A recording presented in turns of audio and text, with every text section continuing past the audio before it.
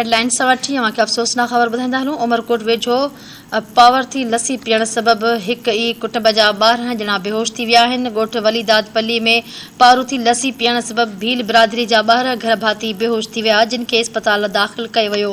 बेहोश थींदड़नि में नंदलाल, घनश्याम, लाली पीराणू, कांजी, राजेश ऐं ओम समेत 12 ॼणा शामिल आहिनि।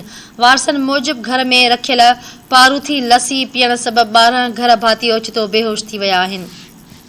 अवांखे अफ़सोसनाक ख़बर ॾियूं पिया उमरकोट खां। उमरकोट वेझो पारूथी लस्सी पीअण सबबि हिक ई कुटुंब जा 12 ॼणा बेहोश थी विया आहिनि। ॻोठ वलीदाद पल्ली में पारूथी लस्सी पीअण सबबि भील बिरादरी जा 12 घर भाती बेहोश थी विया, जिन खे अस्पताल दाख़िल कयो वियो आहे।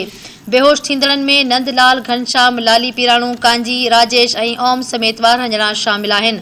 वारसनि मूजिबि घर में रखियल पारूथी लस्सी पीअण सबबि 12 घर भाती ओचितो बेहोश थी विया।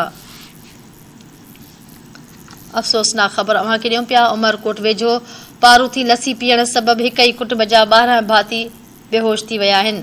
ॻोठ वलीदाद पल्ली में पारूथी लस्सी पीअण जे करे भील बिरादरी जा 12 घर भाती बेहोश थी विया आहिनि, जिन खे अस्पताल मुंतक़िल कयो वियो आहे।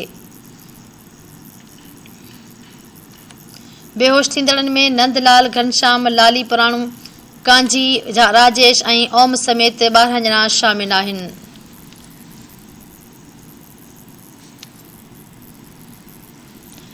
अवांखे आगाह कयूं पिया वारसनि मूजिबि घर में रखियल पारूथी लस्सी पीअण सबबि 12 घर भाती ओचितो बेहोश थी विया आहिनि।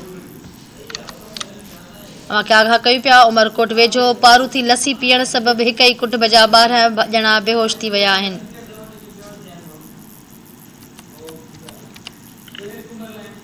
उमरकोट खां धरती टीवी न्यूज़ जो रिपोर्टर सुहेल कुंभर लाइन ते मौजूद है। जी सुहेल, कहिड़ा तफ़सील आहिनि? जी बिल्कुल अमरकोट वेझो ॻोठ वलीदाद पल्ली जा रवासी हिक ई कुटुंब जा 12 ॼणा रेहरीली लस्सी खाटियो खाइण लस्सी पीअण वो बेहोश थी पिया। हिक ई कुटुंब जा 12 बेहोश घर भाती में नंदलाल, घनश्याम, लाली पीराणू, कांजी, राजेश, ओम, खीराज, भील ऐं ॿिया शामिल आहिनि। 12 ॼणनि जो तालुक भील कबीले सां आहे। हिक ई घर जा भाती आहिनि। हिननि जो चवण इहो त राति मानी सां लस्सी में रबड़ी इस्तेमालु कयो, लस्सी पीती उहो ख़राब हुई, उन्हनि जे पीअण सबबि 12 ॼणा बेहोश थी पिया ऐं सुम्हण खां पोइ बिल्कुलु बेहोश थी विया ऐं उल्टियूं शुरू थी वियूं। उन्हनि खे गणती जो हालत में सिविल अस्पताल उमरकोट आणिंदो वियो, सिधी इमदाद ॾिनी हुई। हिन महिल 12 ॼणनि जी हालत गुज़रंदड़ आहे। ठीकु आहे, वॾी महिरबानी तफ़सीलुनि जे लाइ।